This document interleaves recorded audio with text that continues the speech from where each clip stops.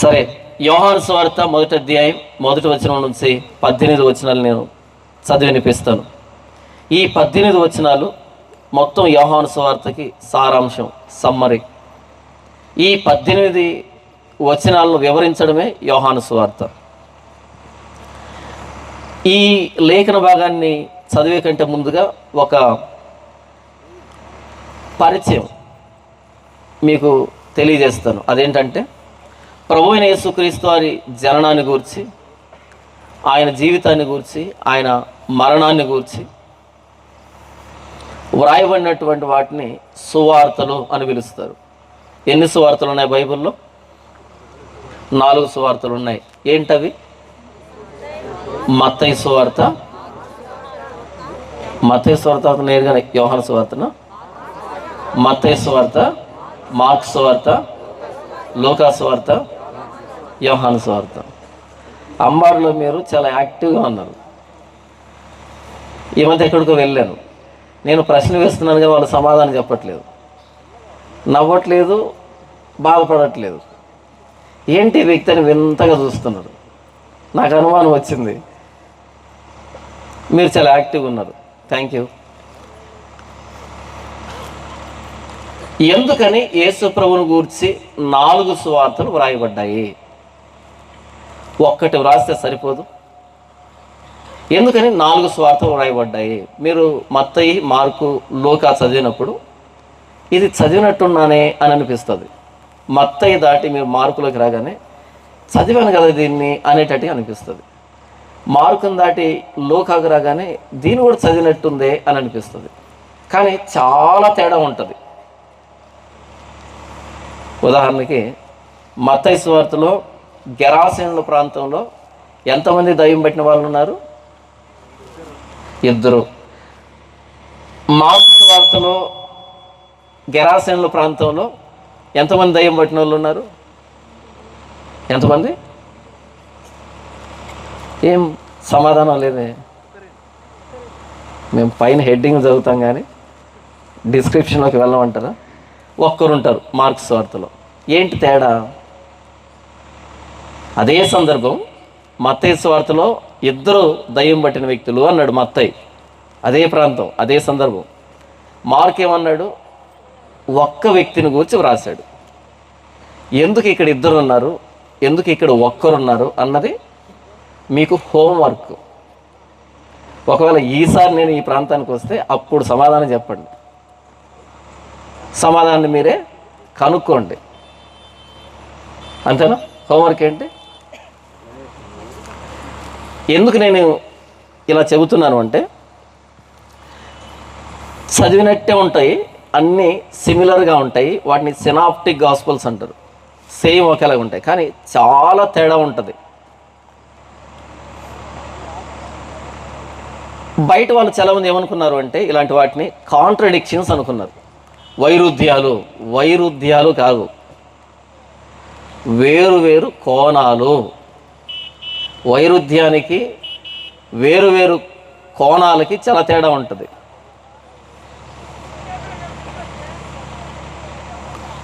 మత్తయి సువార్తని మత్తయి ఎందుకు రాశాడు అంటే, మత్తయి సువార్తలో ఏముంటుందంటే, బైబిల్ పండితులు దాన్ని ఒకే లైన్లో ఎలా చెప్పారు అంటే, వాట్ జీసస్ సెడ్, యేసు ప్రభు ఏం చెప్పాడు, అది మత్తయి సువార్త.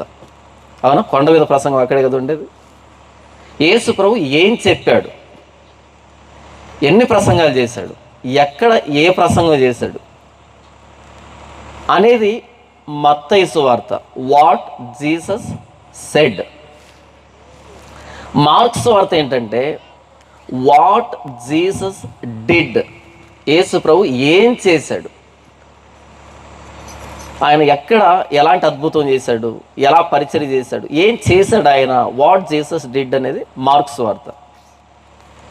లూకా సువార్త ఏంటంటే, వాట్ జీసస్ ఫెల్ట్, యేసు ప్రభు మనలాంటి పరిస్థితులను ఎలా అనుభవించాడు,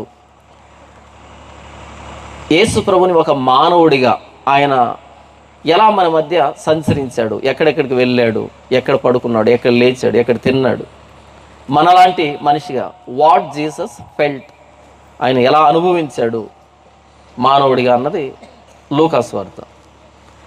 యోహాను సువార్త ఈ మూడింటికి భిన్నంగా ఉంటుంది. ఈ మూడింటిలో కనిపించనివన్నీ యోహాను సువార్తలో కనపడతాయి. యోహాను సువార్తలో కనిపించేవి 90% ఈ 3 సువార్తల్లో పొరపాటును కూడా కనిపించవు. యోహాను సువార్త కోణమే పూర్తి భిన్నంగా ఉంటుంది. 90% మ్యాచ్ అవ్వదు మిగిలినటువంటి వాటికి. ఈ 3 మత్తయి, మార్కు, లూకా చదివినట్టే ఉంటాయి. సినాప్టిక్ గాస్పెల్స్ అంటే సిమిలర్ ఇన్సిడెంట్స్ ఉంటాయి, కాకపోతే చాలా తేడా ఉంటుంది. ఒక ఉదాహరణ చెప్పాను మీరు హోంవర్క్ అని. యోహాను సువార్త ఏంటంటే హూ జీసస్ వాజ్, యేసు ప్రభు ఎవరై ఉండెను. Who Jesus was. ఈ మత్తయి, మార్కు, లూకా ఎలా ప్రారంభమవుతాయంటే యేసు ప్రభు భూమి మీద ఆయన పుట్టాడు కదా, ఈ లోకానికి వచ్చాడు కదా. ఏం చేశాడు ఆయన, ఎలా పరిచర్య చేశాడు, ఎలా మన మధ్య సంచరించాడు అనేటట్టుగా భూమి మీద నుంచి ఆయన పరిచర్య ప్రారంభమవుతుంది. కానీ యోహాను సువార్త పరలోకం నుండి భూమి మీదకి ప్రారంభమవుతుంది. ఆయన పైనుండి ఎలా వచ్చాడు లోకానికి, ఈ భూమి మీదకి అన్నది. అంటే పరలోకపు కోణంలో చూపెడతాడు, అక్కడి నుంచి ప్రారంభమవుతుంది, పరలోకం నుండి ప్రారంభమవుతుంది.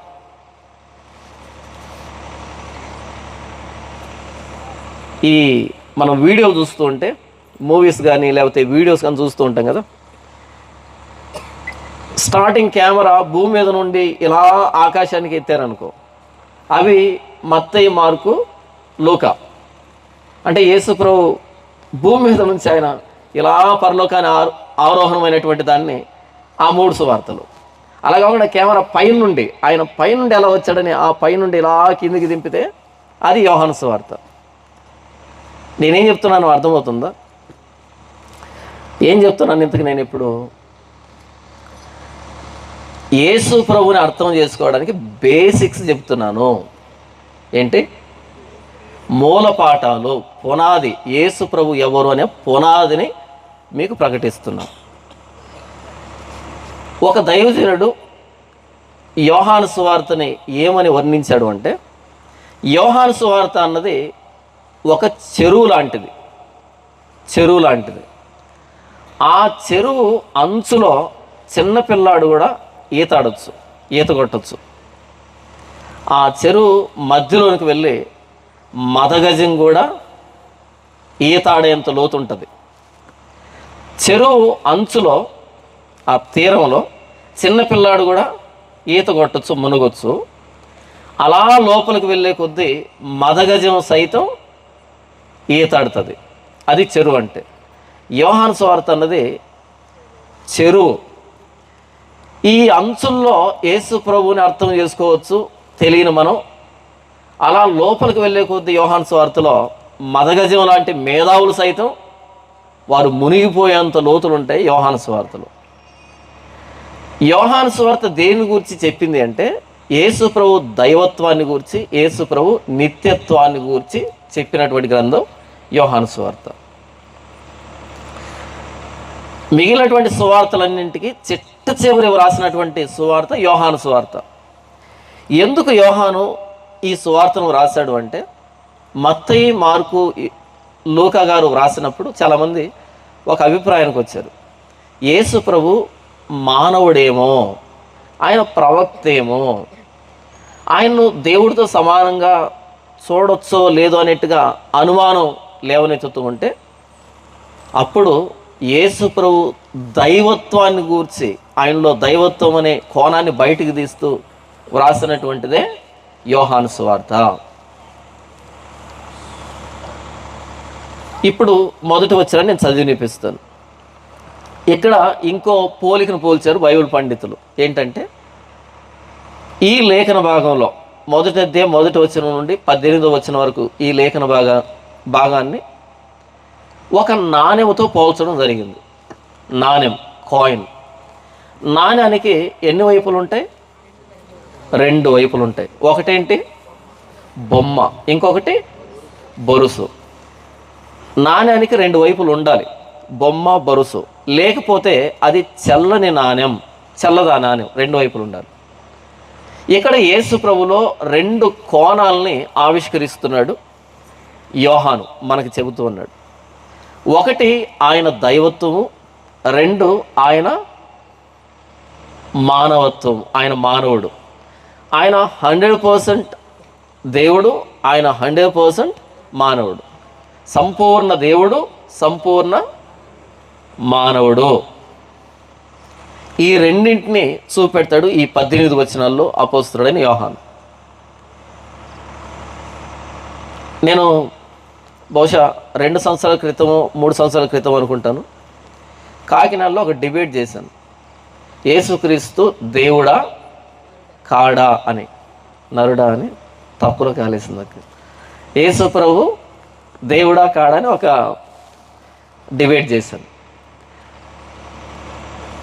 ఆ డిబేట్కి ముందు అది జరిగింది ఎవరితోటి, ఒక ఇస్లాం వ్యక్తితో జరిగింది. ఆ డిబేట్కి ముందు ఇస్లాం వ్యక్తులకి క్రైస్తవులకి డిబేట్ ఎలా జరిగేదంటే, యేసు ప్రభు దేవుడు అనేటట్టుగా రెఫరెన్స్లన్నీ క్రైస్తవ వక్త తీసుకుని వెళ్తాడు ఆ వేదిక మీదకి. యేసు ప్రభు మానవుడు అనేటట్టుగా ఉన్నటువంటి రెఫరెన్స్లన్నీ ఆ ఇస్లాం వక్త తీసుకొని వస్తాడు అక్కడికి. మొదటి రౌండ్లో ఈయన లేచాడు అనుకో, క్రైస్తవుడు, యేసు ప్రభు దేవుడు దేవుడు దేవుడు అనేటట్టుగా ఈయన రెఫరెన్స్ చూపెడతాడు. రెండవ రౌండ్లో ఆయన ఏం చేస్తాడు, ఆయన మానవుడు మానవుడు అని ఆయన మొదలు పెడతాడు. ఏది తెగదు, అది తెగదు, ఇది తెగదు. ఈయన ఒక రెఫరెన్స్ చూపెడితే ఆయన ఒక రెఫరెన్స్ చూపెడతాడు. మొత్తానికి ఎదురు కూర్చున్న వాళ్ళు తలగొక్కుని ఇంటికి వెళ్తారు. ఏంటి ఇంతకీ కన్ఫ్యూజన్. నేను ఆ డిబేట్కి వెళ్ళేటప్పుడు ఏం చేశాను అంటే,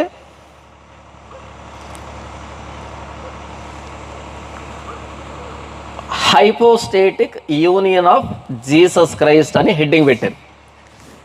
ఒక 22 బ్యానర్లు కొట్టించాను, నేనే దగ్గరుండి డిజైన్ చేయించాను. అన్నిటి మీద హెడ్డింగ్ ఏముంటుంది, హైపోస్టేటిక్ యూనియన్ ఆఫ్ జీసస్ క్రైస్ట్ అని ఉంటుంది. అంటే యేసు ప్రభులో ద్వంద్వ స్వభావము, డ్యూయల్ నేచర్, ఆయన మానవుడు ఆయన దేవుడు అని నేనే డివైడ్ చేశాను. హ్యూమన్ నేచర్, ఆయన మానవ స్వభావం అని, మానవుడిగా యేసు ప్రభు మాట్లాడిన మాటని డివైన్ నేచర్, దేవుడిగా ఆయన మాట్లాడేటో మాటని, రెండుని పక్క పక్కన పెట్టి వెళ్ళాను. పాపం ఆ వ్యక్తి ఏం చేశాడు, సంప్రదాయబద్ధంగా వస్తున్నటువంటి ఆ పద్ధతి ప్రకారంగా యేసు ప్రభు మానవుడు మానవుడు మానవుడు అని ఇన్ని పేపర్లు తెచ్చుకున్నాడు పాపం కష్టపడి. తెలీదు.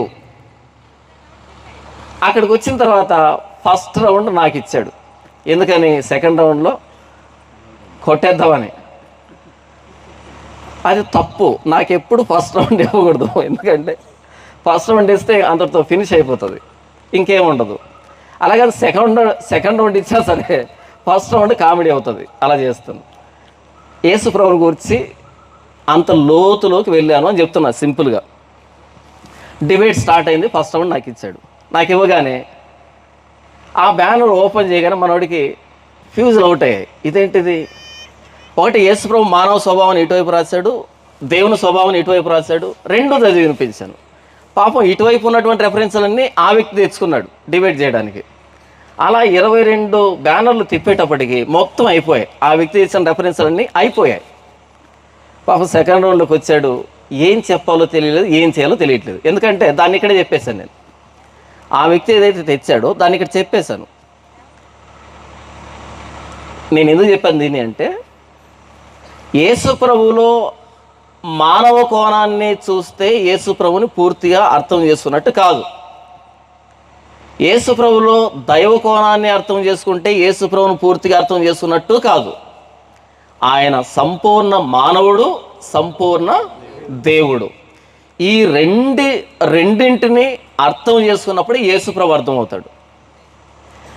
ఆయనలో దైవత్వం 100% అర్థం చేసుకోవాలి, ఆయన మానవత్వాన్ని 100% అర్థం చేసుకోవాలి. అప్పుడు యేసు ప్రభు అర్థమైనట్టు.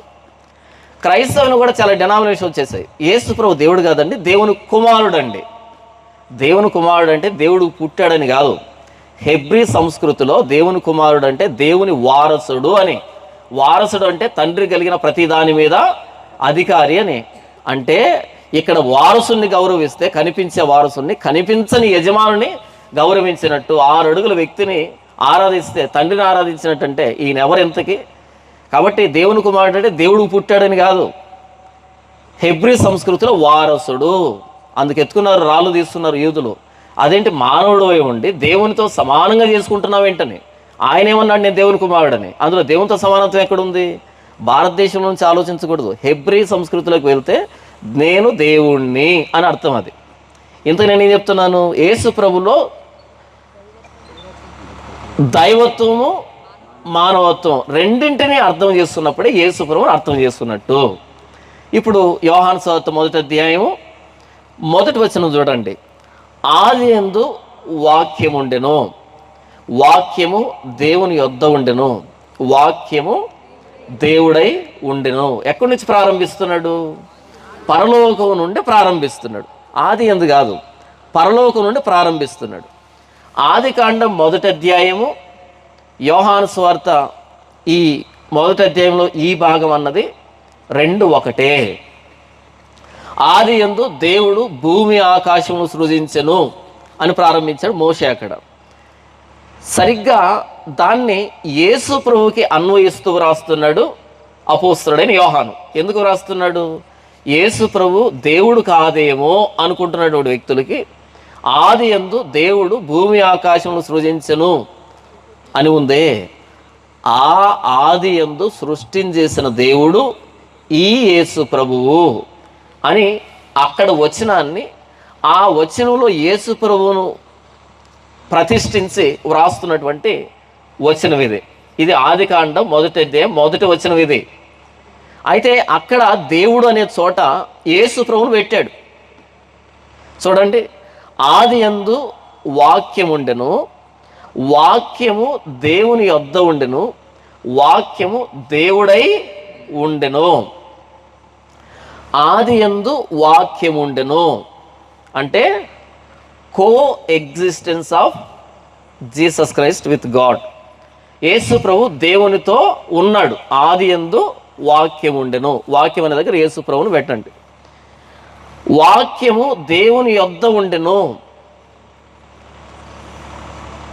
వాక్యము దేవుడై ఉండెను.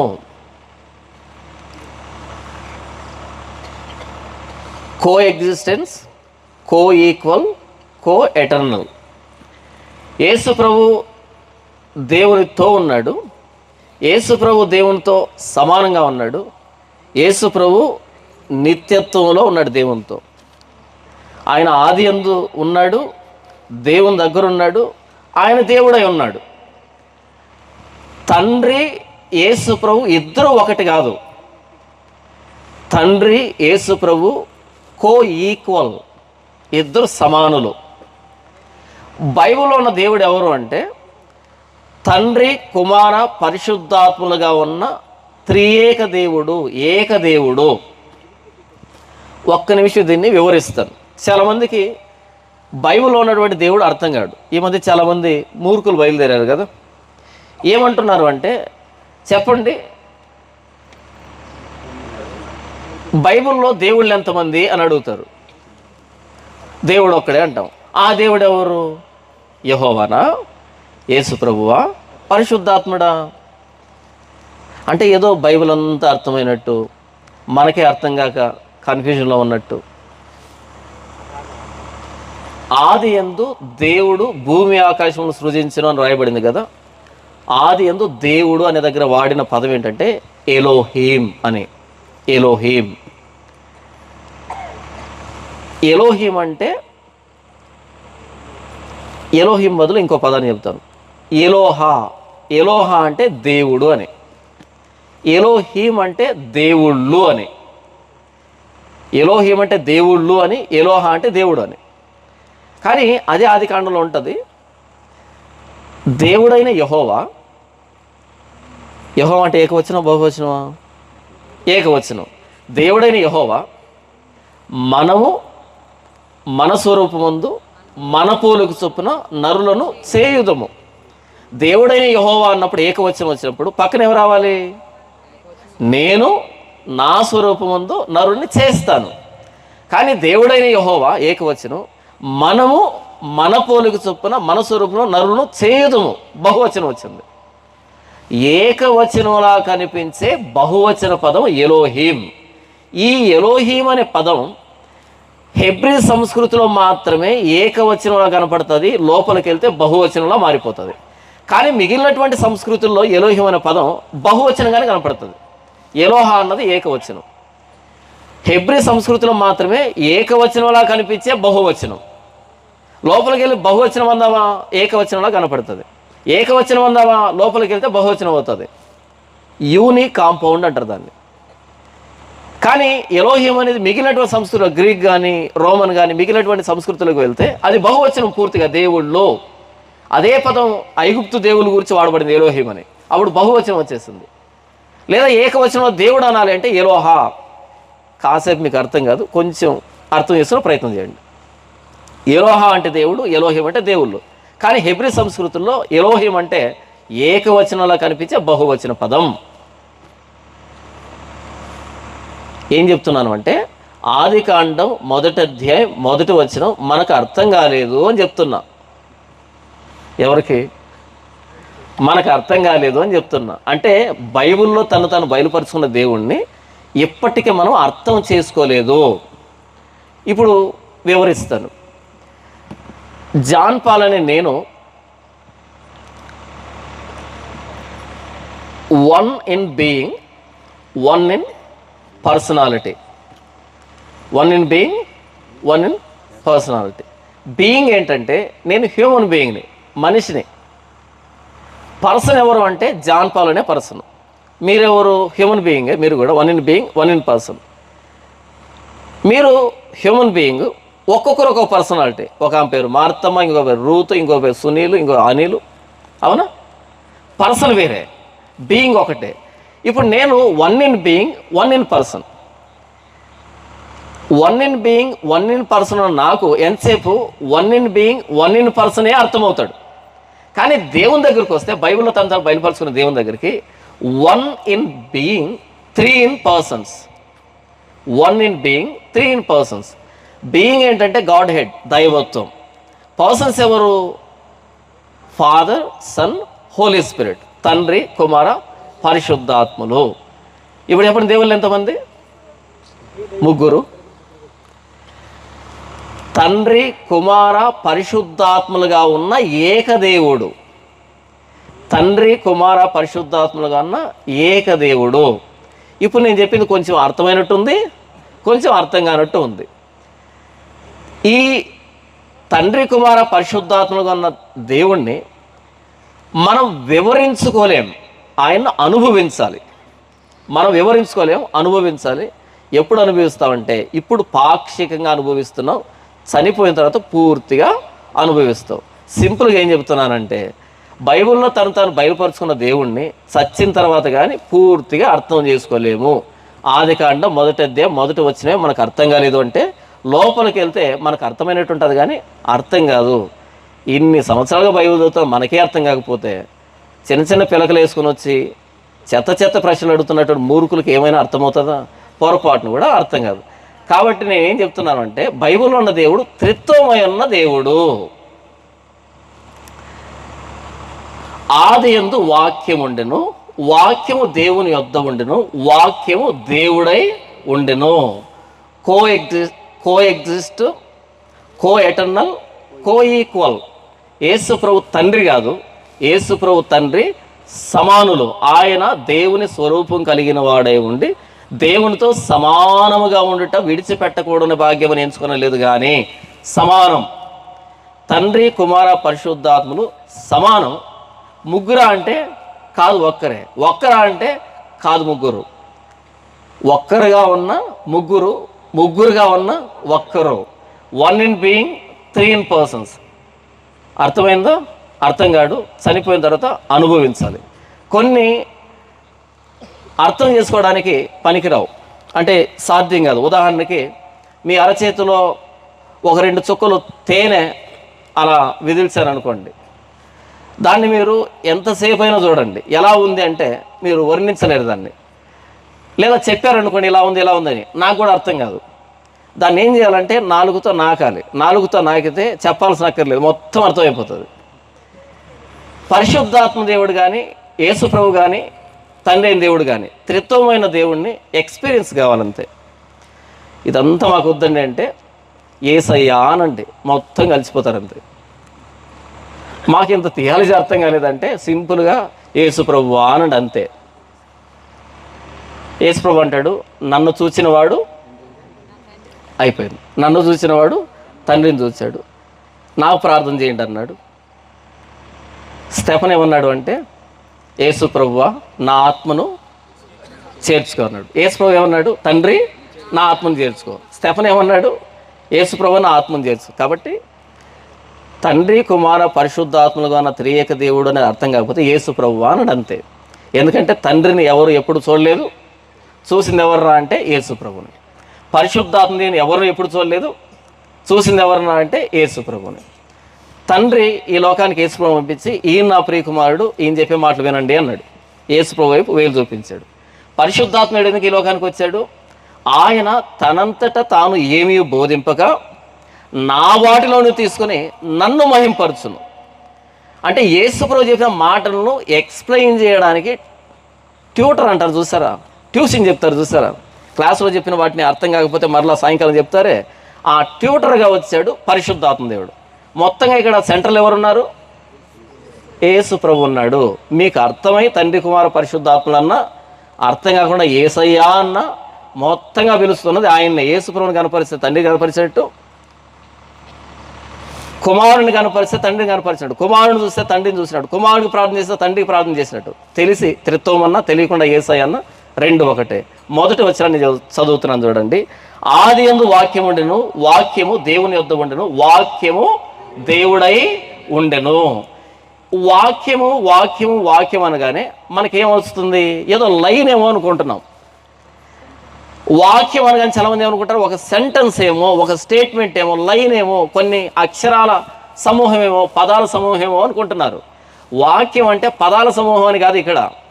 వాక్యం అంటే ఆది కాండంలో దేవుడు వెలుగు కలుగునుగాక అన్నాడు. దేవుని మాట వెంటనే ఏమైంది, వెలుగు కలిగింది. దేవుడు పలానా కలుగునుగాక అన్నాడు, కలిగింది. ఆయన మాట సృష్టించేసింది కదా, ఆయన మాట సృష్టించేసింది. ఇంతకు ఆ మాట ఎలాగుంటుంది, ఇంతకు దేవుని మాట ఇంత సృష్టించేసిందంటే ఎలాగుంటుంది ఆ వాక్యము. 14 వచనం చూడండి. ఆ వాక్యము శరీరధారి అయి కృపాసత్య సంపూర్ణుడిగా మన మధ్య నివసించెను. ఆది యందు ఈ సమస్త సృష్టిని చేసినటువంటి ఆ వాక్యానికి శరీరాన్ని తొడిగితే ఎవరంట, యేసు ప్రభువు. అంటే వాక్యం అనేది స్టేట్మెంట్ కాదా, ఒక లైన్ కాదా, పదాల సమూహం కాదా, పదాల సమూహం కాదు వాక్యం అంటే ఇక్కడ. ఇప్పుడు చూడండి 2వ వచనంలో, ఆయన ఆది యందు దేవుని యొద్ద ఉండెను. పై వచనంలో ఏమన్నాడు, వాక్యము వాక్యము వాక్యం అన్నాడు. వాక్యం అంటే ఇట్. వాక్యం అంటే మనం ఇంగ్లీష్లో చదువుకుంటాం కదా, హీ షీ ఇట్ అని. ఇట్ అంటే 3వ దానికి మనం పెట్టేటువంటి పేరు. వాక్యం అనేది ఇట్ కాదంట, వాక్యం అనేది హీ. హీ ఆయన ఆది యందు దేవుని యొద్ద ఉండెను. ఆయన ఆది యందు దేవుని యొద్ద ఉండెను, సమస్తమును ఆయన మూలముగా కలిగెను. నేను ప్రారంభంలో చెప్పాను కదా, ఆది కాండంలో సృష్టించేసినటువంటి ఆ దేవుని మాట ప్రభువైన యేసుక్రీస్తు వారు అని. 3వ వచనం చూడండి. కలిగి ఉన్నది ఏదియు ఆయన లేకుండా కలగలేదు. యేసు ప్రభు ఎవరు, సృష్టికర్త. ఆది కాండంలో సృష్టించేసినటువంటి సృష్టికర్త ఎవరు, ప్రభు అయిన యేసుక్రీస్తు వారు. కలుగునుగాక ఆ శబ్దం, ఆ మాట శరీరాన్ని ధరిస్తే యేసు ప్రభు అయితే, చాలామంది ఏమంటారు అంటే, మీ యేసు ప్రభు పుట్టింది 2000 సంవత్సరాల క్రితం, కానీ మేము నమ్ముకున్నటువంటి XYZలు ఎప్పుడు పుట్టారంట, ఎప్పుడో పుట్టారంట. అవునా? అది జోకు, అలా జరగదు.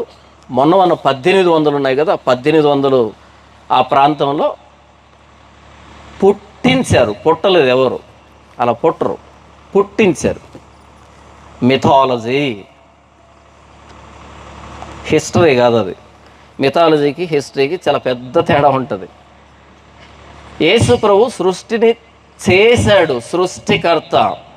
ఆయన పుట్టలే, ఆయన వచ్చాడు ఈ లోకానికి. యేసు ప్రభు పుట్టాడని కాదు మనం క్రిస్మస్ జరుపుకుంటున్నది. యేసు ప్రభు ఈ లోకానికి వచ్చాడని. ఈ లోకానికి ఒక వ్యక్తి రావాలంటే తల్లి గర్భం ద్వారా రావాలి.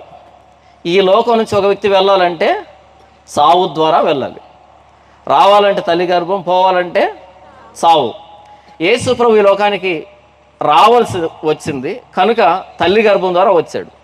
యేసు ప్రభువుకి పుట్టుక లేదు, మరణము లేదు. నేనే ఆల్ఫా ఒమేగా అన్నాడు, ఆది అంతం అన్నాడు. ఆయనే ఆది, ఆయనకు ఆది లేదు, ఆయనకు అంతం లేదు. ఆయనే ఆది, ఆయనే అంతం.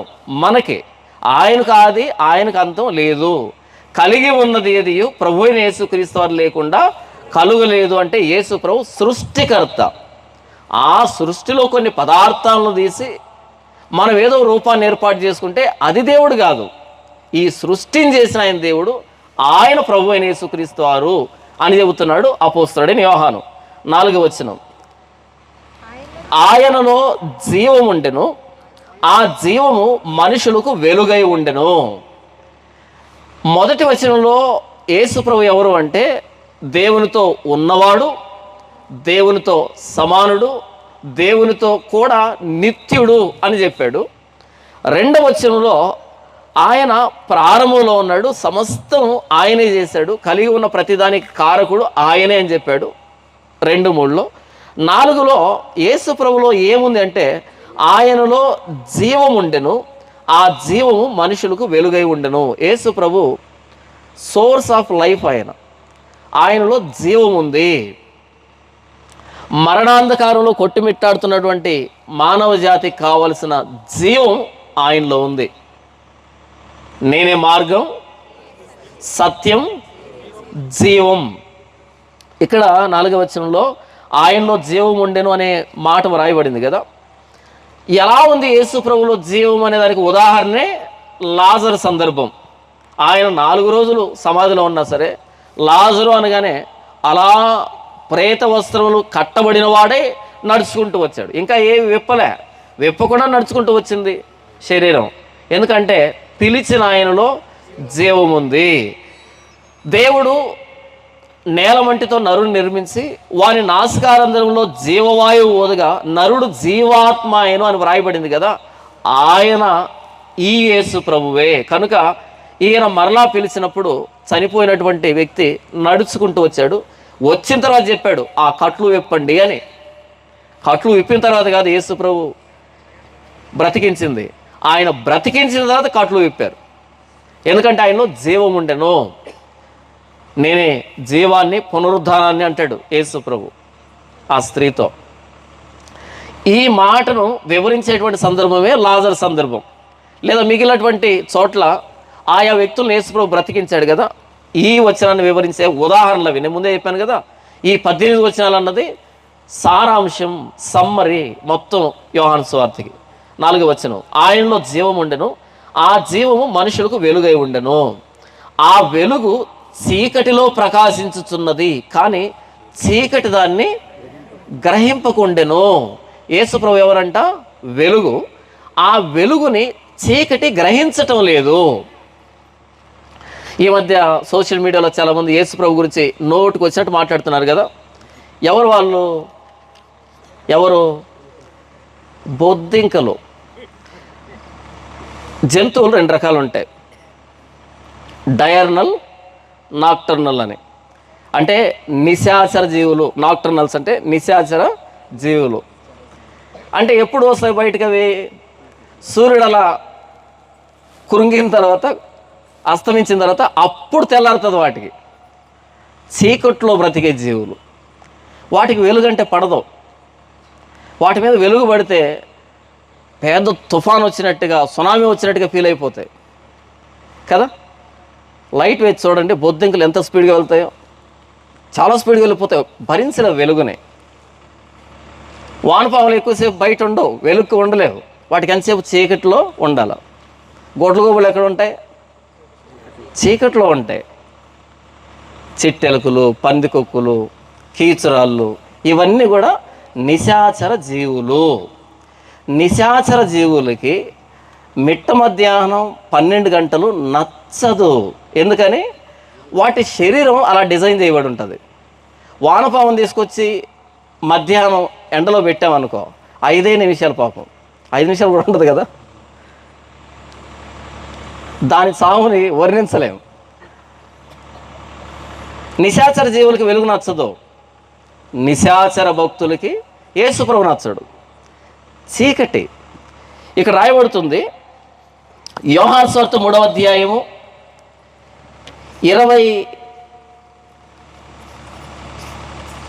19 వచనం. ఆ తీర్పు ఇదే. తీర్పు చాలామంది ఏమనుకుంటారంటే చచ్చిపోయిన తర్వాత నరకం, పరలోకం అని. ఏది? ఈ నిశాచర జీవుల గురించి చెప్తున్నాను.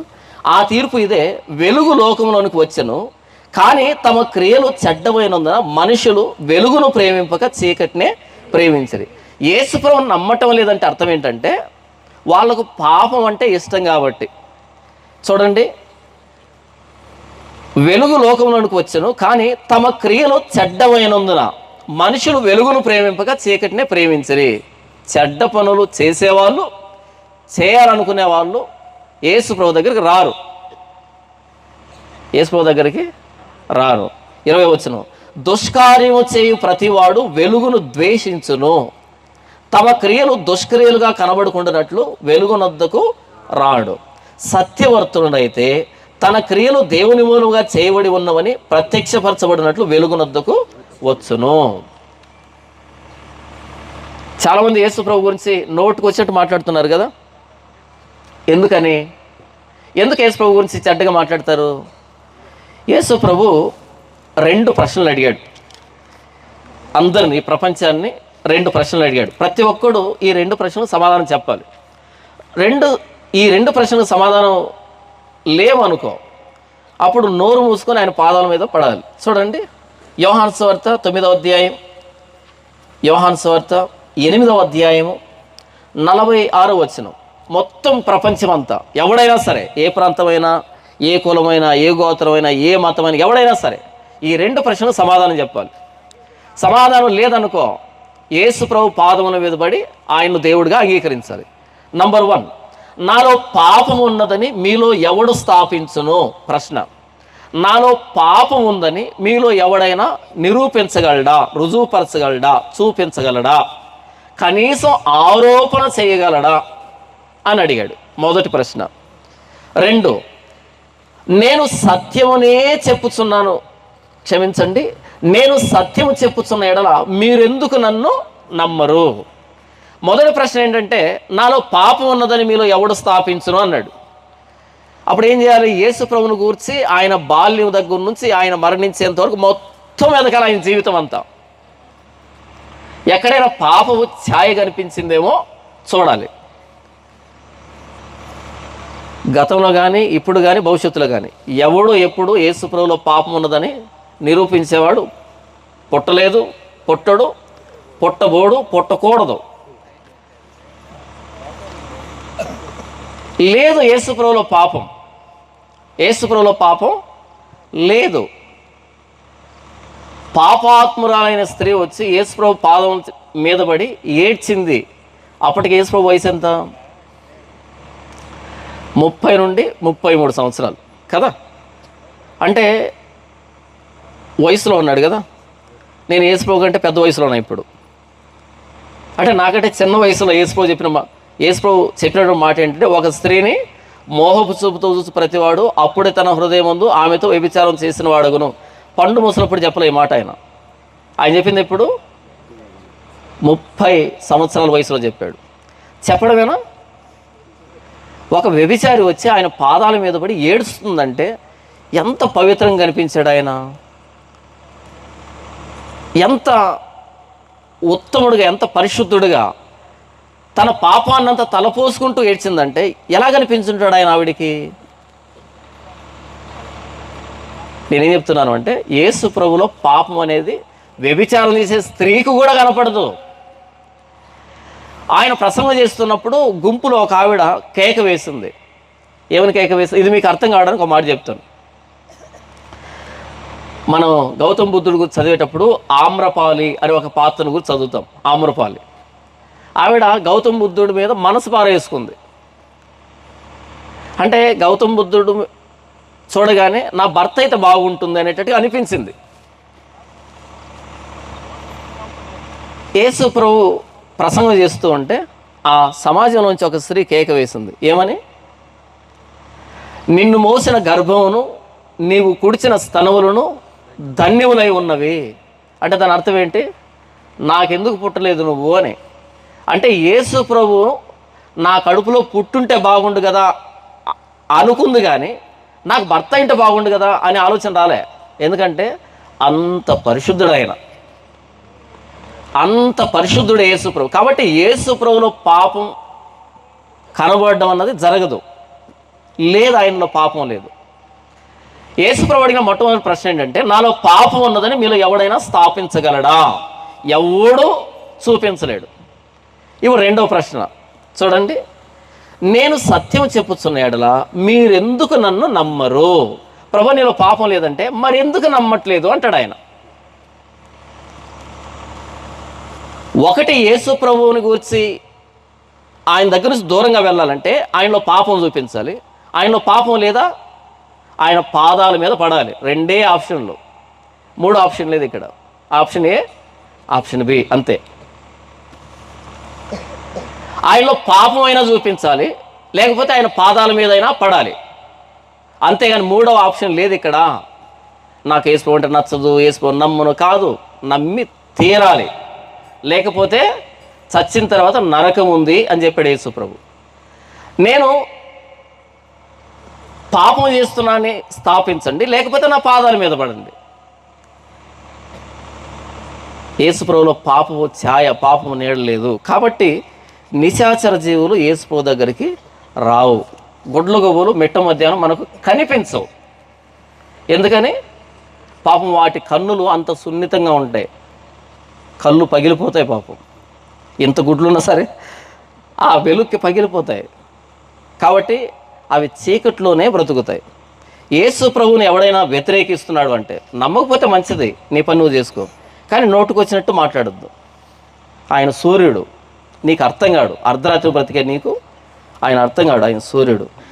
చూడండి, ఆయనలో జీవం ఉండెను, ఆ జీవము మనుషులకు వెలుగై ఉండెను, ఆ వెలుగు చీకటిలో ప్రకాశించుచున్నది, కానీ చీకటి దాన్ని గ్రహింపకుండెను.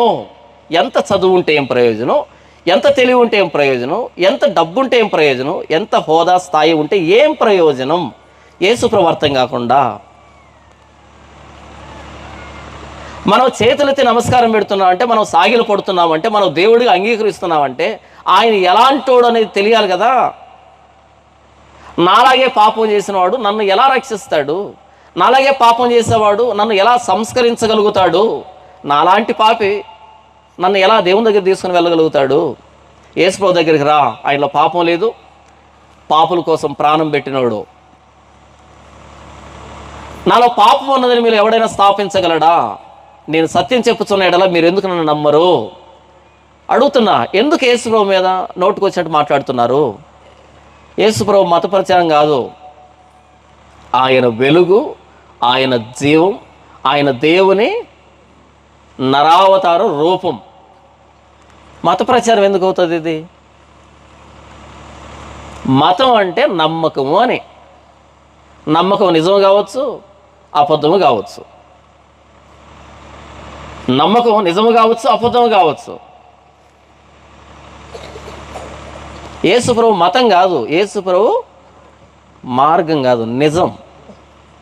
యేసు ప్రభు, ఈ మధ్య చాలామంది వచ్చారు మాది కూడా మార్గమే అని. నిజమే, పాతాళానికి. యేసు ప్రభు నిజం. యేసు ప్రభు ఎవరు? నిజం.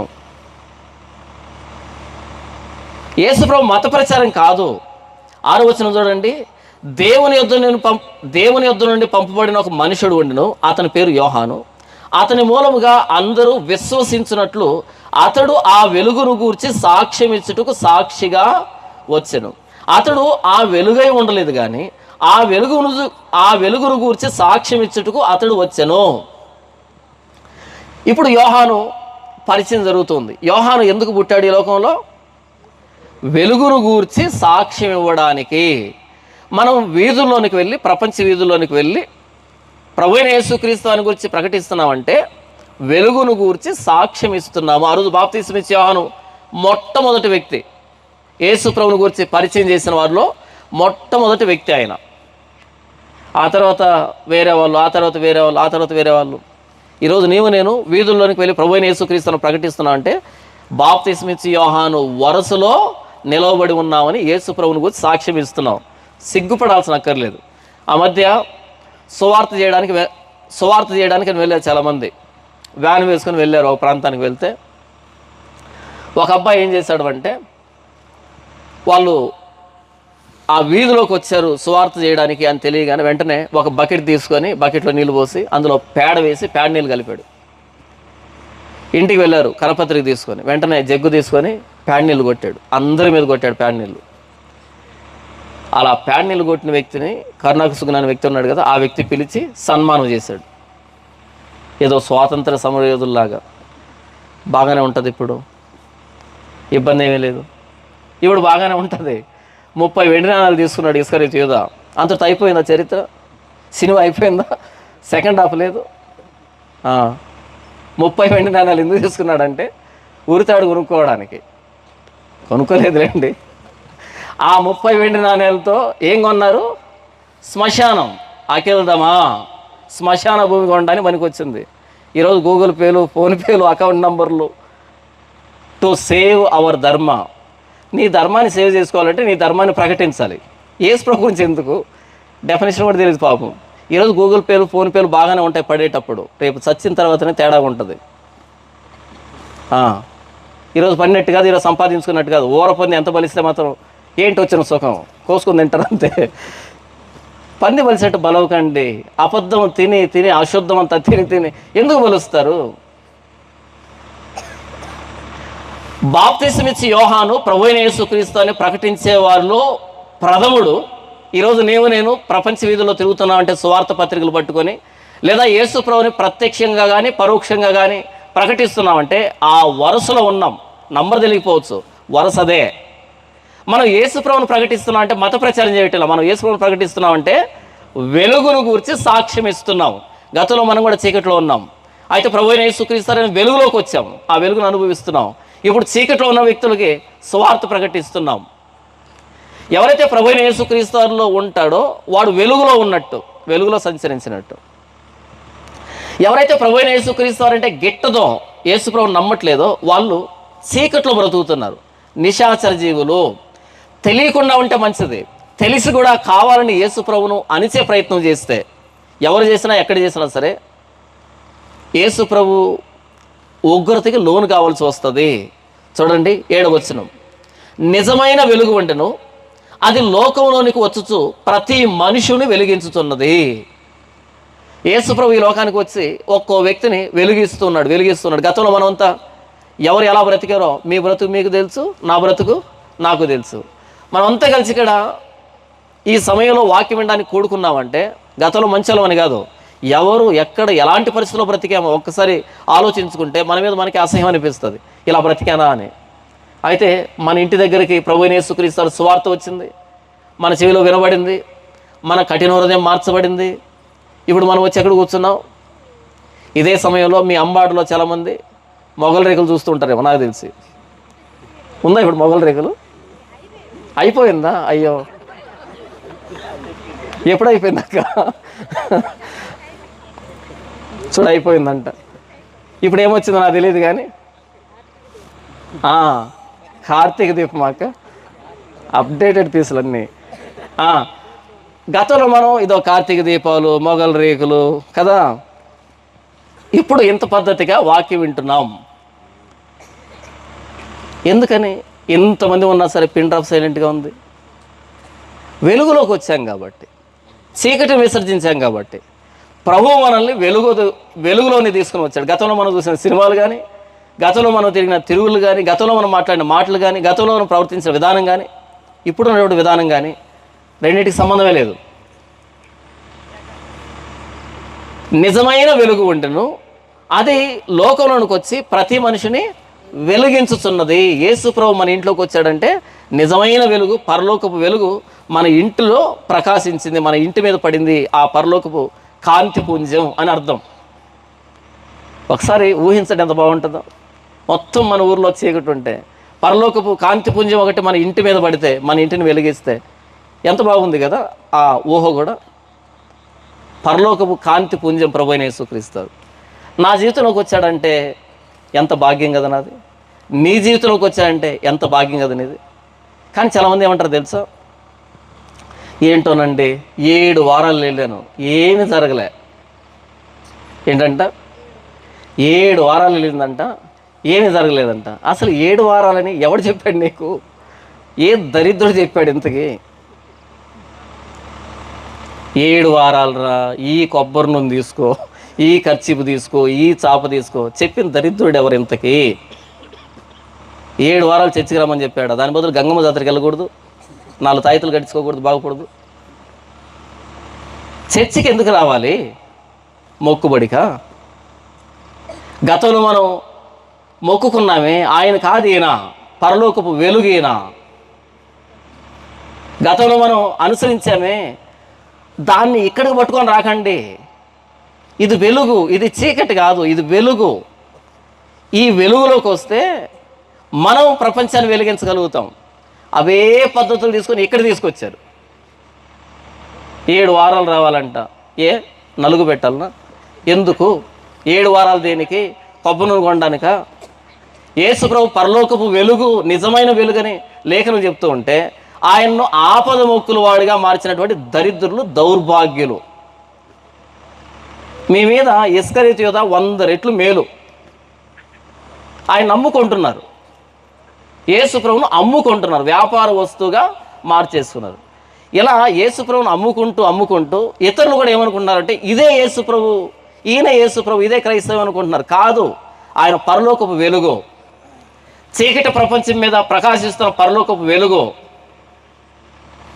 చూడండి, నిజమైన వెలుగు వంటను అది లోకంలోనికి వచ్చుచు ప్రతి మనిషిని వెలిగించుతున్నది. మనుషుణ్ణి వెలిగించేది ప్రభువైన యేసుక్రీస్తు వారు.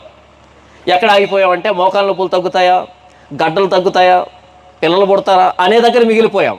మనల్ని వెలిగిస్తాడు ఆయన, మనల్ని వెలిగిస్తాడు ఆయన. చూడండి 10వ వచనం, ఆయన లోకములో ఉండెను, లోకము ఆయన మూలముగా కలిగెను, కానీ లోకము ఆయనను తెలుసుకొనలేదు. ఎంత వైరుధ్యమో చూసారా? ఆయన లోకంలో ఉన్నాడు, లోకమే ఆయన మూలంగా కలిగింది, కానీ లోకం ఆయన తెలుసుకోలే. ఎంత వైరుధ్యమో చూడండి. ఇప్పుడు అంటారు చాలామంది వచ్చి, బ్రిటిష్ వాళ్ళు తీసుకొచ్చారంటే యేసుప్రభుని భారతదేశానికి. 6th క్లాస్ కూడా చదవలేదా? ఆ తెలివితేట కూడా లేవా? బ్రిటిషర్స్కి మిషనరీస్కి తేడా తెలిసి సావదు. గూగుల్లో టైప్ చేయండి, బ్రిటిషర్స్ అంటే ఎవరు, ఎప్పుడు వచ్చారు, మిషనరీస్ అంటే ఎవరు, వాళ్ళు ఎప్పుడు వచ్చారు. 52లో క్రీస్తు శకం అపోస్తలుడైన తోమా ఫస్ట్ మిషనరీ మన భారతదేశానికి. మిషనరీ అంటే ప్రభువైన యేసుక్రీస్తుని సుదూర ప్రాంతాలకు ప్రకటించడానికి బయలుదేరి వెళ్ళినటువంటి వ్యక్తిని మిషనరీ అని పిలుస్తారు. మిషనరీ అంటే తెలీదు, బ్రిటిషర్స్ అంటే తెలీదు. చాటంత నోరు వేసుకొని వాగడానికి వస్తారు కెమెరాల ముందుకి. బ్రిటిషర్స్ తీసుకొచ్చారట, ఇంగ్లీష్ వాళ్ళ మతం అంటే కాదు, మన తెలుగు వాళ్ళ మతం అది. మొట్టమొదట తోమా వచ్చాడు భారతదేశానికి. మన భారతదేశానికి దేవుడు యేసు ప్రభు direct disciple of Jesus Christ అయిన యేసు ప్రభుతో ఉన్నటువంటి, ఆయన ప్రక్కలో వేలు ఉంచి, ఆయన గాయాల్లో వేలు ఉంచి నిర్ధారించుకున్నటువంటి అపోస్తలుడు మన భారతదేశానికి వచ్చాడు. ఎంత భాగ్యం కదా భారతదేశానికి. మిగిలినటువంటి అపోస్తలు చూశారు, తోమా తగిలి నిర్ధారణ చేసుకున్నాడు, రీసెర్చ్ చేశాడు, ఆయన మీద ఎక్స్పెరిమెంట్ చేసి ప్రూవ్ చేసుకుని వచ్చాడు భారతదేశానికి. అంత భాగ్యం భారతదేశానికి ఉంటే, మా భారతదేశానికి యేసు ప్రభు నేరుగా శిష్యుడు వచ్చాడు, నిర్ధారణ చేసుకుని వచ్చాడు అని గర్వపడకుండా, అతిశయపడకుండా ఇంగ్లీష్ వాళ్ళ దేవుడు, మన దేవుడు, చాలా లేటుగా వెళ్ళింది ఇంగ్లీష్ దేశాలకి సువార్త. వచ్చిన భారతదేశం మొదట 52లో ఆయన లోకంలో ఉండెను, లోకం ఆయన మూలంగా కలిగెను, కానీ లోకం ఆయన్ను తెలుసుకోలేదు. 52లో భారతదేశానికి వచ్చాడు. అసలు మొత్తం ప్రపంచాన్ని చేసింది ఆయన, కానీ మనం తెలుసుకోవాలి ఆయన్ని. ఇప్పటికీ అంటున్నాం ఆయన ఇంగ్లీష్ వాళ్ళ దేవుడు అని. ఆయన మొత్తం ప్రపంచానికి దేవుడు. ఆది యందు దేవుడు భూమి ఆకాశంలో సృజించను అంటే సర్వ సృష్టిని కలుగు చేసిన దేవుడు ఆయన. ఒక ప్రాంతానికి, ఒక దేశానికి, ఒక కులానికి, ఒక మతానికి దేవుడు కాదు ఆయన. దేవుడు ఒక్కడే, ఆయన ప్రభువైన యేసుక్రీస్తు వారు. ఆయన లోకంలో ఉన్నాడు, లోకమే ఆయన మూలంగా కలిగింది, కానీ లోకం ఆయన్ను తెలుసుకోలేదు. ఈరోజు కూడా చాలామంది యేసు ప్రభుని తెలుసుకోవడంలే. మన దేవుడు ఆయన, మన భారతదేశాన్ని ప్రేమించిన దేవుడు ఆయన. చూడండి 11వ వచనం, ఆయన తన స్వకీయుల యొద్దకు వచ్చెను, ఆయన స్వకీయులు ఆయనను అంగీకరింపలేదు. ఆదికాండం కానీ, నిర్గమ, లేవి, సంఖ్య, ద్వితీయోపదేశకాండం, ఈ ధర్మశాస్త్రం ఉందే, ఈ ధర్మశాస్త్రాన్ని పట్టుకున్నటువంటి యూదులు మొట్టమొదటి వచనాన్ని ఏం చదువుతారు? ఆదికాండంలో ఆది యందు దేవుడు భూమి ఆకాశం సృజించెను. యూదులు ప్రతినిత్యం చదివేటువంటి లేఖన భాగం అది. అయితే ఆ దేవుడే వాళ్ళ మధ్యకు వస్తే వాళ్ళే ఆయన గుర్తుపట్టలే. ఆయన తన స్వకీయుల దగ్గరికి వచ్చాడు, యూదుల దగ్గరికి వచ్చాడు. యూదుల్లో నుండే రక్షణ కలుగుతున్నది అంటాడు కదా సమరయ స్త్రీతో. రక్షణ ఎక్కడి నుంచి వచ్చింది? యూదుల్లో నుండే. యేసు ప్రభు యూదుల్లో నుండే ఈ ప్రపంచానికి ఉద్భవించాడు. ఆయన తన స్వకీయుల యొద్దకు వచ్చెను, ఆయన స్వకీయులు ఆయన్ను అంగీకరించలే. మీకు చిన్న ఒక పోలిక చెబుతాను. నా చిన్నతనంలో నేను చదువుకున్నాను, నా టెక్స్ట్ బుక్లో వచ్చేది అది. అదేంటంటే ఒక కొలను ఉంటుంది, ఆ కొలంలో ఒక తామర పుష్పం, ఒక కలువ పువ్వు ఉంటుంది. ఆ నీళ్ళల్లో కప్పు ఉంటుంది, కప్పులు ఉంటాయి కదా. తామర పువ్వు కింద 2 పెద్ద విశాలమైనటువంటి ఆకులు ఉంటాయి 2. ఈ కప్పు ఏం చేస్తుంది? అలా నీళ్ళలో దుమికి ఆ పాచి, పురుగులు, మొత్తం గలీజ్ అంతా తింటాయి కదా. కప్పు ఏం తింటుంది? గలీజ్ తింటుంది. అలా గలీజ్ అంతా తిని ఈది ఏం చేస్తుంది? చెంగుమనెగిరి ఆకు మీద కూర్చుంటుంది. ఎలా కూర్చుంటుంది? దాని వీపుని ఆ కలువ పువ్వు వైపు తిప్పి దాని ముఖాన్ని నీళ్ళలో ఉన్న పాచి వైపు చూస్తూ ఉంటుంది. ఏమైనా పురుగులు పడ్డాయా, ఏమైనా పాచి ఉందా అని ఇటు చూస్తూ ఉంటుంది. ఒకరోజు ఎక్కడి నుంచో తుమ్మిది వచ్చింది. అలా జుమ్ అంటూ ఉంటే ఏంటబ్బా అని వెనక్కి తిరిగి చూసింది. ఆ తుమ్మిద అలా కలువ పువ్వులోకి వెళ్ళింది. వెళ్ళి చాలాసేపు ఉండి బయటకు వచ్చింది. ఈ కప్పకి అనుమానం వచ్చింది. అరే ఎందుకు వెళ్ళావు లోపలికి, ఏముంది లోపల అంటే చేయబట్టింది. ఎవరిని? కప్పని. కథ ఇది నిజంగా మాట్లాడుకున్నాయని కాదు. అలా కప్ప చేయబట్టింది. చేయబడితే అలా రాకింది. ఏం రాకి ఉంటుంది? మకరందాన్ని. అలా రాకినప్పుడు ఆ కప్ప అలా నాక్కుంటే దాని కళ్ళు మెరిసాయి. అప్పుడు అనుకుంది, ఇన్ని సంవత్సరాలు అంటే ఇన్ని రోజులుగా దీని పక్కనే కూర్చొని దీనికి వీపు మళ్ళించి ముఖమేమో పాచి వైపు చూస్తూ బతికాను తప్ప, ఎక్కడో ఉన్నటువంటి తుమ్మిద, అడవుల్లో ఉంటుంది తుమ్మిద, అక్కడి నుంచి వచ్చేది లోపల ఉన్న మకరందాన్ని దాగి వెళ్తూ ఉంటాయి. ఇన్ని రోజులు మకరందాన్ని పక్కన పెట్టుకుని పాచిని తిన్నానని కుమిలిపోయిందంట. ఎక్కడ యెరూషలేము, ఎక్కడ భారతదేశము, ఎక్కడ అంబాడ, మన దగ్గర ప్రభువైన యేసుక్రీస్తు సువార్త పంపించాడంటే ఎంత భాగ్యవంతులు తెలుసా మనం. ఎక్కడ యెరూషలేము, ఎక్కడ అంబాడ, ఎన్ని వేల సంవత్సరాల ప్రయాణం. మన ముందు పుట్టినటువంటి వాళ్ళకి ఈ భాగ్యం ఉండేదే లేదో నాకు తెలీదు. పొరపాటున 100 సంవత్సరాల ముందు పుట్టింటే మన పరిస్థితి ఏంటి? 2000 సంవత్సరాల ప్రయాణం యేసుప్రభు సువార్త. కానీ అక్కడే ఉన్నటువంటి ప్రతినిత్యం ఆ ధర్మశాస్త్రం చదువుతున్నటువంటి వాళ్ళకి ఇప్పటికీ యేసుప్రభు అర్థం కాలే. చాలామంది ఏమంటారంటే యూదులు నమ్మరండి యేసుప్రభుని. యూదులు నమ్మితేనో నమ్మకపోతేనో ఆయన దైవత్వం ఆధారపడి లేదు.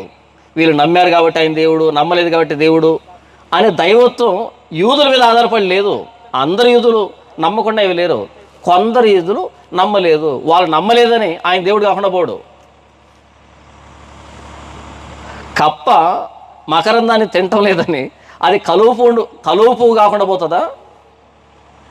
ఎవరు తినాలో ఎవరికి అందాలో వాళ్ళకి ఎంతది మకరందం అనేది. అందరూ కలువ పువ్వులో మకరందాన్ని చూడలేరు. అది తేనెటీగ అయితే చూస్తుంది, కప్ప అయితే చూడలేదు. దానికి పాచిష్టం. ప్రభువైన యేసుక్రీస్తు వారి సువార్త మన దాకా వచ్చింది.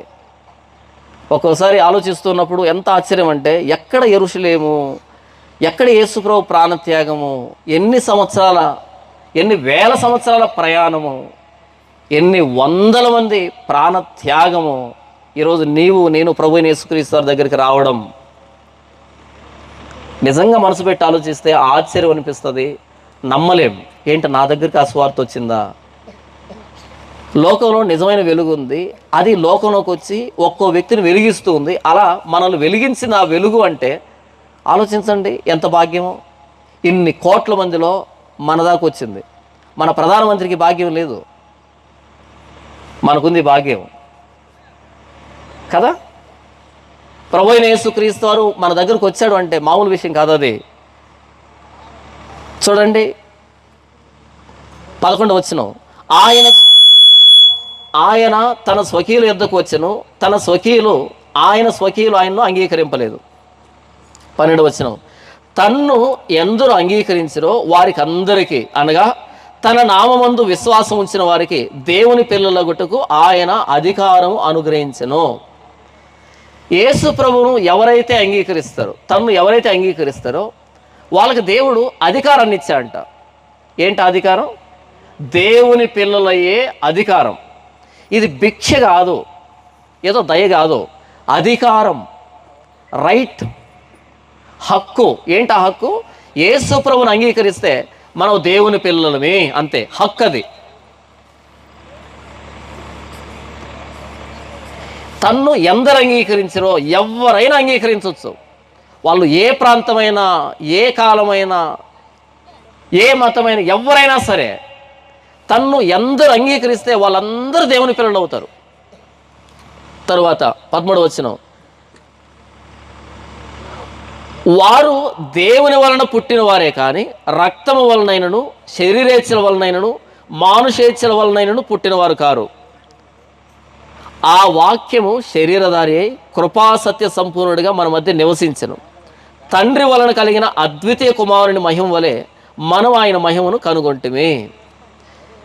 ఇంతవరకు యేసు ప్రభువును గూర్చినటువంటి వర్ణన, ఆయన పరలోక వైభవాన్ని గూర్చి వర్ణిస్తూ రాసినటువంటి లేఖన భాగం ఇది. ఇంకా ఆయన భూలోక కోణాన్ని చెప్పట్లే.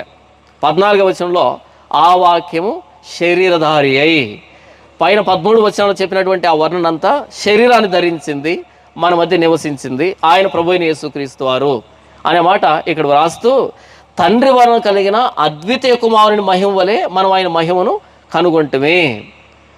తండ్రి ఎవరు అంటే యేసు ప్రభువుని చూస్తే సరిపోద్ది. ఆయన బయలుపరచడానికి వచ్చాడు యేసు ప్రభు.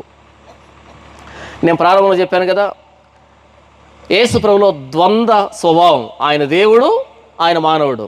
మొదటి వచనంలో ఆయన దేవుడై ఉండెను, 14వ వచనంలో ఆ వాక్యము శరీరధారి అయి.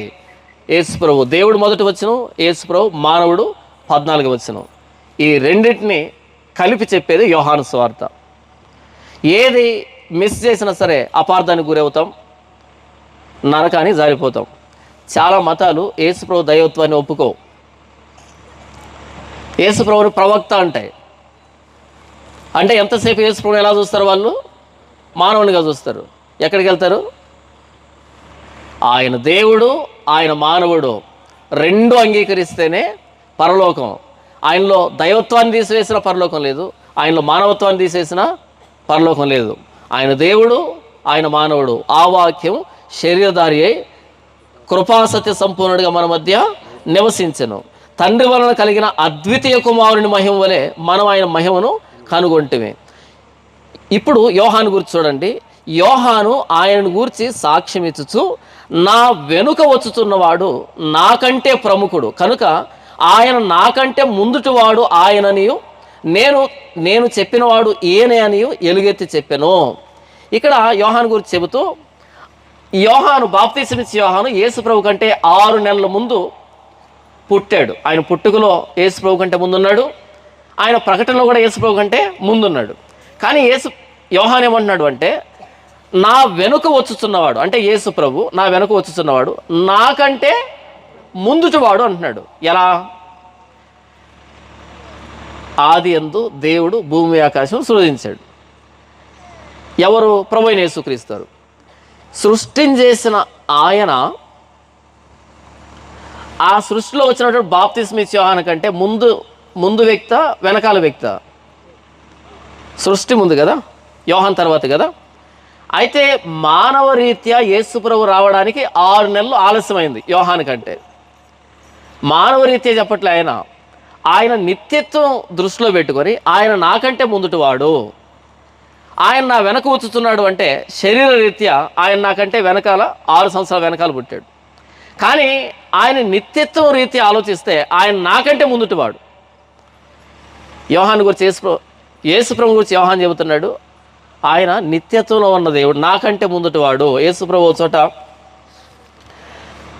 అబ్రహాము నా దినం చూడాలనుకున్నాడు, చూసి సంతోషించాడు అనగానే ఆశ్చర్యపోయారు యూదులు. చూడండి, యోహాను సువార్త 8వ అధ్యాయం, యోహాను సువార్త 8వ అధ్యాయం 56వ వచనం, మీ తండ్రి అయిన అబ్రహాము నా దినము చూతునని మిగులు సంతోషించెను, మిగులు ఆనందించెను, అది చూచి సంతోషించెను. అందుకు యూదులు, నీకు ఇంకను 70 సంవత్సరములైనను లేవే, నీవు అబ్రహామును చూచితివా అని ఆయనతో చెప్పగా, యూదులు ఏమన్నారు? ఏంటి, అబ్రహాము నిన్ను చూశాడా? నీకు 50 సంవత్సరాలు కూడా లేవు, నువ్వు అబ్రహామును చూసావా? యేసుప్రభు అంటున్నాడు, స్పెల్లింగ్ మిస్టేక్, నేను అబ్రహాము చూడడం కాదు, అబ్రహాము నన్ను చూడాలనుకున్నాడు, చూశాడు. వీళ్ళేమన్నారు, నీవు అబ్రహామును చూసావా? పాపం ఆయన చెప్పింది కూడా అర్థం కాలే. అబ్రహాం నన్ను చూడాలనుకున్నాడు, నాతో ఒక్కరోజు నన్ను చూడాలనుకున్నాడు, నన్ను చూశాడు, సంతోషించాడంటే వీళ్ళకి అర్థం కాలే ఆ మాట. అర్థం కాకుండా నువ్వు అబ్రహామును చూసావా? ఇక్కడ పెద్దోడు అబ్రహాం కాదు, పెద్దోడు యేసుప్రభు. యేసుప్రభు అబ్రహాం చూడడం కాదు, అబ్రహాము యేసుప్రభుని చూశాడు. నీకు 50 సంవత్సరాలు లేవే, నీవు అబ్రహామును చూసావా? ఈరోజు అడుగుతున్నారు. 2000 సంవత్సరాలు అయింది క్రైస్తవ్యం వచ్చి, కానీ మా మతం మాత్రం ఎప్పుడో పుట్టింది అని చరిత్ర తెలియనటువంటి వ్యక్తులు మాట్లాడుతున్నారు. యేసుప్రభు 2000 సంవత్సరాల క్రితం కాదు వచ్చింది. యూదులు అలాగే పొరపాటు పడ్డారు, 50 సంవత్సరాలు కూడా లేవే. అప్పుడు యేసుప్రభు చెప్తున్నాడు చూడండి, 57వ వచనం, అందుకు యూదులు, నీకు ఇంకనూ 70 సంవత్సరాలు లేవే, నీవు అబ్రహామును చూచితివి అని ఆయనతో అనగా, యేసు, అబ్రహాము పుట్టక మునుపే నేను ఉన్నానని మీతో నిశ్చయముగా చెప్పుచున్నాను అనెను. యేసుప్రభు అన్నాడు, అబ్రహాం పుట్టక మునుపే నేనున్నాను, అబ్రహాం పుట్టక మునుపే నేనున్నాను అని చెప్పగానే వీళ్ళకి ఏమర్థమైందో చూడండి. కాబట్టి వారు ఆయన మీద రువ్వుటకు రాళ్ళు ఎత్తిరి. అబ్బా చూడండి, రాళ్ళకు నమస్కారం పెట్టే వీళ్ళు రాళ్ళు ఎత్తారంట యేసుప్రభుని కొట్టడానికి. ఏంటి నువ్వు పెట్టే 10 నిమిషాల వీడియో, 50 నిమిషాల వీడియో ఏంటి క్రైస్తవ్యాన్ని లేకుండా చేస్తుందా? మొన్న ఒక ఆయన పిలిచి వేదిక మీదకి, ఎవరిని, మన యూట్యూబ్లో యేసుప్రభును తిట్టి కూడా సంపాదించవచ్చు అని చెప్పాడు ఒక ఆయన. ఆయన పిలిచి వేదిక మీద అడిగారు ప్రశ్న, అడిగారు కాదు అడిగించుకున్నాడు. ఏమనంటే, నీకు భయం లేదా క్రైస్తవుల మీద ఎలా మాట్లాడుతున్నావు అని అడిగారు. క్రైస్తవుల మీద మాట్లాడడానికి భయపడాల్సిన అక్కరే లేదు. ఎందుకని? ఒక చెంప కొడితే రెండో చెంప చూపించమని చెప్పాడు యేసుప్రభు. కాబట్టి క్రైస్తవుల మీద ఎవరు మాట్లాడినా వాడికి ఇబ్బంది ఏమీ లేదు. ఎక్కువ మాట్లాడితే మనం ఏం చేస్తాం? ప్రార్థన చేస్తాం కదా, నీ శత్రువు కొరకు ప్రార్థన చేయనంటాం. యేసుప్రభు అన్నాడు కదా. కాబట్టి ఏదో క్రైస్తవులతో వాళ్ళ ప్రమాదం ఉన్నట్టు బూచిగా చూపించే ప్రయత్నం. నీకు భయం లేదా? ఇంతమందితో పోరాడుతున్నావు, ఏం భయం ఉంటుంది? క్రైస్తవులు ఏమి అనరు, నీళ్లు దాపించి గొంతు కోసే రకం ఉంటారు వాళ్ళు. కాదు క్రైస్తవులు అంటే, వాళ్ళ గురించి ఎవరు మాట్లాడరు. క్రైస్తవులు ఎవరిని ఏమనరు, ప్రార్థన చేస్తాం, ప్రభువా వాళ్ళని క్షమించు, వాళ్ళు తెలుసుకునేది ప్రార్థన చేస్తాం. మమ్మల్ని అనడానికి భయం ఎందుకు? ఏం భయం ఉండదు కదా. అడిగించుకొని నీకు భయం లేదా అంటే ఆయన చెప్పిన సమాధానం ఏంటో తెలుసా? నేను భయపడుతున్నా, ఎందుకంటే నేను చనిపోయే లోపు ఒక్క చర్చి కూడా మిగలకూడదని భయపడుతున్నాడంట. ఓరే నాయన, ఎంత పెద్ద జోకేస్తురా స్వామి. ఒక్క చర్చి కూడా ఉండకూడదంట ఆయన చచ్చిపోయేలోపు. ఒక్క పాస్టర్ కూడా ఉండకూడదంట. ఎక్కడ? మీ ఇంటి పక్కన, లేకపోతే మీ ఇంటి కాంపౌండ్లోనా? ఎక్కడ? ఇంతకీ చెప్పలేదే. నీ బతుకెంత, నీ ఆయుష్ ఎంత? తిని ఊరపంది బలిచాడు, బలిచావు.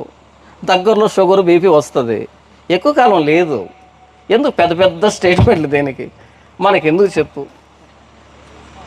అంత లావు అయితే ఏదో ఒక రోజు పోవా, గురకబెట్టి నిద్రలో పోతావు.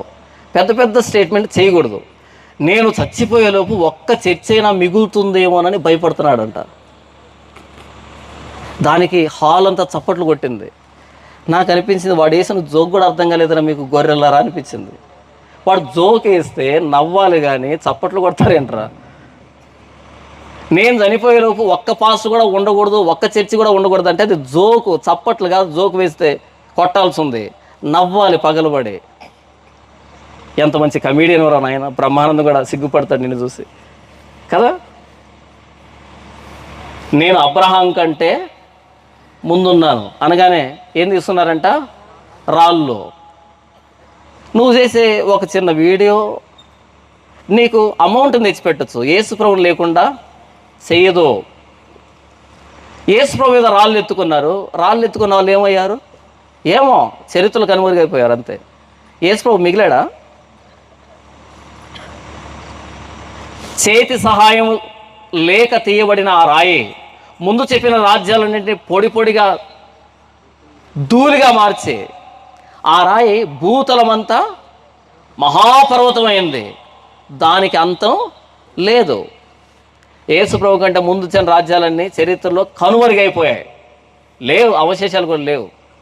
యేసుప్రభు ఈరోజు అక్కడి నుంచి బయలుదేరి, టౌన్ నుంచి బయలుదేరి వస్తూ ఉంటే ఎక్కడికి వస్తుందో అర్థం కావట్లేదు కారు.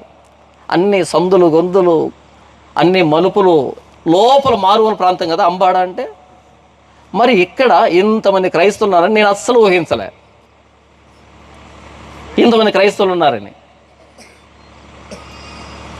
ఆ రాయి భూతలమంతా పెద్దదైందంట. దానికి అంతం లేదు. యేసుప్రభుకి అంతం లేదు. ఆయన రాజ్యానికి అంతం లేదు. రాళ్ళు ఎత్తుకున్నవారు కాలగర్భంలో కలిసిపోవచ్చు. యేసుప్రభుకి అంతం లేదు. ఆ రోజు యేసుప్రభు ఉన్నప్పుడే రాళ్ళు ఎత్తారు. యేసుప్రభు దొరికాడా? ఆయన్ను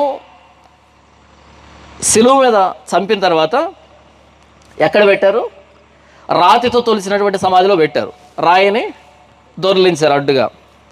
రాయిని దొర్లించిన తర్వాత వీళ్ళకి అద్భుతమైన ఆలోచన వచ్చింది. ఎవరికి రాదు ఇది. ఇన్నోవేటివ్ ఐడియా అంటారు దీన్ని.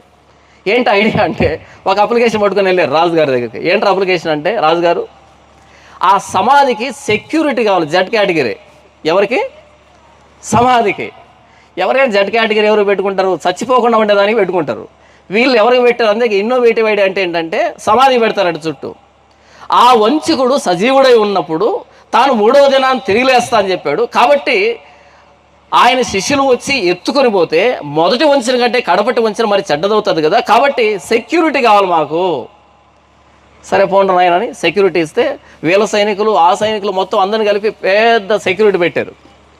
3వ దినాన ఆ సమాధిని ఎవరైనా ఆపగలిగారా? తెరవబడకుండా నిలవబడి నిశ్చేష్లయ్యారు, చచ్చిన శవాలయ్యారు. నిలవబడి చచ్చిన వాళ్ళుగా తయారైపోయారు. ఏం అర్థం కాలే. రాతి సమాధే, రాజముద్ర వేయబడిన సమాధే యేసుప్రభువును ఆపకపోతే మనం చేసే వీడియోలు, మనం మాట్లాడే పెద్ద పెద్ద మాటలు, మొదటి మాటలన్నీ యేసుప్రభు సువార్తను ఆపుతాయా? ఆపవు, ఆపలేవు. దగ్గరలో కాలగర్భంలో కలిసిపోవడం తప్ప ఇంకోటి లేదు.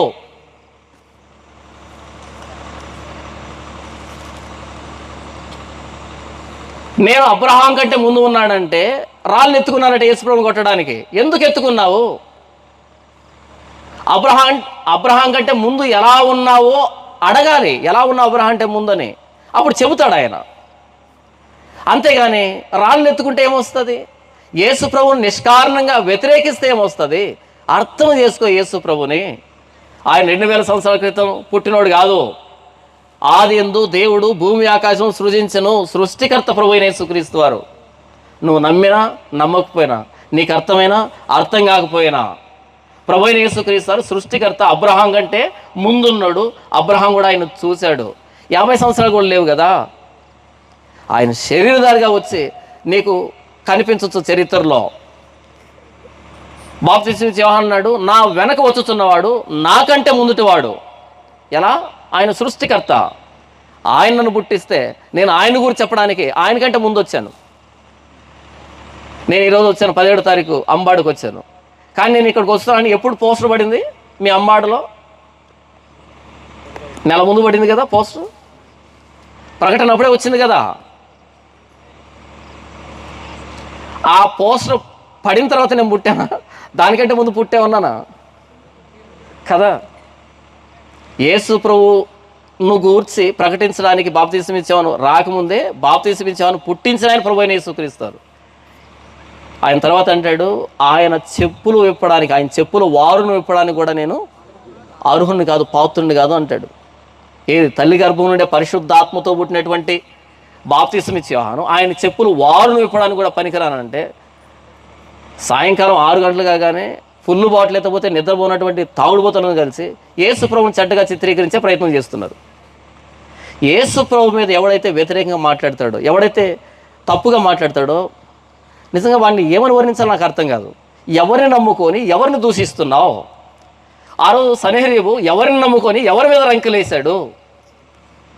యెషయా గ్రంథంలో కానీ రాజుల గ్రంథంలో కానీ సన్హెరీబు ఎవరిని నమ్ముకొని ఎవరి మీద రంకెలేశాడు? ఏమయ్యాడు? పోనీ మనం నమ్ముకున్నటువంటి సిద్ధాంతాలు కానీ, ధర్మాలు కానీ, మనం నమ్ముకున్నటువంటి పద్ధతులు కానీ ఏమైనా మర్యాదగా ఉన్నాయా? లేదే. లేనప్పుడు యేసు ప్రభు మీద రంకెలు వేయడం ఏంటి? నా తెలియకడుగుతాను. నాలో పాపం ఉన్నదని మీరు ఎవడైనా స్థాపించగలడా? లేదు ప్రభు అంటే నోరు మూసుకొని కాళ్ళ మీద పడు అంటాడు. రెండవ ప్రశ్న, మరి ఎందుకు నమ్మవు అని. చనిపోయిన తర్వాతగా తీర్పు. ఇప్పుడే ఆ వెలుగు లోకంలోకి వచ్చింది. కానీ మనుషులు తమ క్రియలు చెడ్డమైనందున వారి క్రియలు చెడ్డవిగా కనబడకుండా నిమిత్తము వెలుగు దగ్గరికి రారు. యేసు ప్రభువును అంగీకరించలేదంటే కొత్తగా తీర్పు ఏమీ లేదు. యేసు ప్రభువును అంగీకరించలేదు అన్నదే తీర్పు. యేసు ప్రభువును అంగీకరించామన్నదే మనకు తీర్పు. కాబట్టి ఇప్పుడు క్రీస్తునందున్న వారికి ఏ శిక్షా విధి లేదు. నేను మంచివాడిని కాదు పరలోకం వెళ్తూ ఉన్నది. నా ప్రభు యేసుక్రీస్తు వారు నా కోసం ప్రాణం పెట్టాడు కాబట్టి నేను పరలోకం వెళ్తున్నా. తన్ను ఎందరు అంగీకరించారో వారందరూ దేవుని పిల్లలగుటకు ఆయన అధికారం అనుగ్రహించాను. నా రైట్ అది, నా హక్కు అది, నాకున్న అధికారం అది పరలోకానికి వెళ్ళడం. ఎందుకంటే నేను నా ప్రభు యేసుక్రీస్తుని అంగీకరించాను కాబట్టి నేను దేవుని కుమారుణ్ణి. దేవుని కుమారులు ఎక్కడ ఉంటారు? దేవుని దగ్గర ఉంటారు. ఈ సెమీ క్రిస్మస్ సందర్భంగా ఈ వేదిక ముఖంగా లేఖనం చెబుతున్నది ఏంటి అంటే, ప్రభు అయిన యేసుక్రీస్తుని ఎందరైతే అంగీకరిస్తారో వారందరూ దేవుని పిల్లలు. వారు జీవం కలిగిన వాళ్ళు, వాళ్ళు వెలుగులో సంచరించే వాళ్ళు, వాళ్ళు సత్యాన్ని అనుసరించే వాళ్ళు, వాళ్ళు సృష్టికర్తను అంగీకరించిన వాళ్ళు. ఎలా అంగీకరించాలి ప్రభు అయిన యేసుక్రీస్తు వారిని? మీరు సర్వలోకానికి వెళ్ళి సర్వ సృష్టికి సువార్త ప్రకటించండి. నమ్మి బాప్తిసం పొందిన వాడు రక్షింపబడతాడు, నమ్మని వానికి శిక్ష విధించబడుతుంది. ప్రభు అయిన యేసుక్రీస్తుని ఎలా అంగీకరించాలంటే నమ్మి బాప్తిస్మము, మారు మనసు పశ్చాత్తాపం ద్వారా ప్రభు నా పాపాలు క్షమించని ఆయన రక్తంలో కడగబడుతున్నట్టుగా బాప్తిసంలో పాల్పొంగులు పొందడం ద్వారా మనం ప్రభు అయిన యేసుక్రీస్తుని అంగీకరించినట్టు. ఎవరైతే యేసు ప్రభు సువార్తను నమ్మి బాప్తిసం పొందుతారో వాళ్ళు రక్షణలోకి వస్తారు. ఎవరైతే ప్రభు అయిన యేసుక్రీస్తు సువార్తను నమ్మరో వాళ్ళు శిక్ష అనుభవిస్తారు, నిత్య నాశనం, నిత్య నరకం అని లేఖనం చాలా స్పష్టంగా చెబుతూ ఉంది. ఆ వెలుగైన ప్రభు అయిన యేసుక్రీస్తు, ఆ జీవమైన ప్రభు అయిన యేసుక్రీస్తు, ఆ దేవుడైన ప్రభు అయిన యేసుక్రీస్తు నా జీవితంలోకి వచ్చాడు, నన్ను వెలిగించాడు. ఈరోజు నా ప్రభు అయిన యేసుక్రీస్తు వారిని బట్టి, ఆయన అంగీకరించిన దాన్ని బట్టి నేను దేవుని కుమారుడిగా, దేవుని బిడ్డగా ధైర్యం కలిగి జీవిస్తున్నాను. మరి మీరు సృష్టికర్త దగ్గరికి, సత్యవంతుడి దగ్గరికి, జీవం కలిగిన దేవుని దగ్గరికి, వెలుగై ఉన్న దేవుని దగ్గరికి, మన కోసం సిలువలో ప్రాణం పెట్టిన ప్రభు అయిన యేసుక్రీస్తు దగ్గరికి వచ్చారా? ఆయన అంగీకరించారా? దేవుడు లోకమును ఎంతో ప్రేమించెను కాగా తన అద్వితీయ కుమారునిగా పుట్టిన వాని విశ్వాసం ఉంచు ప్రతివాడు నశింపక నిత్యం పొందినట్లు ఆయనను అనుగ్రహించెను. ఎవరైతే ప్రభు అయిన యేసుక్రీస్తుని అంగీకరిస్తున్నారో వాళ్ళు దేవుని ప్రేమను రుచిస్తున్నారు అని. ఎవరైతే ప్రభువైన యేసుక్రీస్తుని అంగీకరించలేదో వాళ్ళు దేవుని ప్రేమను త్రోసిపుచ్చుతున్నారు అని. యేసు ప్రభువును అంగీకరిస్తే నిత్య జీవం, యేసు ప్రభువును అంగీకరించకపోతే నిత్య నాశనం అని లేఖనాలు చెప్తూ ఉన్నాయి. కాబట్టి ఇక్కడ కూర్చున్న మనం నమ్మినటువంటి యేసు ప్రభు ఎవరో, ఏవో కొన్ని అవసరాలకి, కొన్ని సమస్యలకి ఈ జీవితకాలం మట్టుకే మనం క్రీస్తునందు నిరీక్షించు వారమైన ఎడల మనుషులందరికంటే దౌర్భాగ్యులమై ఉందము అంటాడు అపోస్తలుడైన పౌలు. మనం నమ్మినటువంటి యేసు ప్రభు ఎవరో, ఈ జీవితంలో వచ్చే కష్ట నష్టాల్లో మనకు పరిష్కారాన్ని ఇచ్చేటువంటి చిన్న దేవుడా, లేకపోతే ఆది యందు వాక్యం ఉండెను, వాక్యము దేవుడై ఉండెను, వాక్యము దేవుని యొద్ద ఉండెను, వాక్యము దేవుడై ఉండెను, కలిగి ఉన్నది ఏది ఆయన లేకుండా కలగలేదు. ఆ సృష్టికర్త మన నిమిత్తం, మన పాపాల నిమిత్తం నరావతారిగా వచ్చాడు అని నమ్ముతున్నామా? పరలోకపు వెలుగు నా జీవితం మీద ప్రకాశించింది అంత గొప్పగా యేసుప్రభువును అంగీకరిస్తున్నామా? ఆయన జీవం, ఆయన సత్యం, ఆయన మార్గం, ఆయన వెలుగు అని యేసుప్రభువును అంగీకరిస్తున్నామా? యేసుప్రభు పట్ల మనకున్న వైఖరి, ధోరణి ఏంటి? మనకున్న ఆలోచన ఏంటి? యేసుప్రభువును చిన్నగా ఆలోచిస్తున్నామా? యేసుప్రభుని సృష్టికర్త నన్ను వెతుక్కుంటూ వచ్చాడు, నన్ను ప్రేమించి వచ్చాడు అని యేసుప్రభు మన జీవితంలో ఉన్నాడు అంటే అదే భాగ్యం. ఇంకేమున్నా ఏమి లేకపోయినా సరే. సాక్షాత్తు సృష్టికర్త మన కోసం మానవుడయ్యాడు అంటే ఇంతకు మించిన వార్త ఉంటుంది ఈ ప్రపంచంలో. సాక్షాత్తు సృష్టికర్త, సృష్టిని చేసిన ఆయన నా జీవితంలోకి వచ్చాడు, నన్ను వెతుక్కుంటూ వచ్చాడు, నా కోసం ప్రాణం పెట్టేంతగా ప్రేమించాడు అంటే ఇంతకు మించిన వార్త ఉంటుందా? సువార్త, శుభవార్త. పాపము చేసి నరకానికి వెళ్తున్నటువంటి మనల్ని రక్షించడానికి సృష్టికర్త నరావతారి లోకానికి వచ్చి దేవుని మహిమను మన జీవితంలో బయలుపరిచాడంటే ఇంతకు మించిన భాగ్యమా? ఇంత మించిన సువార్త? ఈ ప్రభువైన యేసుక్రీస్తుని మనం కలిగి ఉన్నాం. ఇంత గొప్ప భాగ్యం మనది. ఈ ధన్యతను బట్టి దేవుణ్ణి మనం మరణించేంతవరకు స్తుతిద్దాం.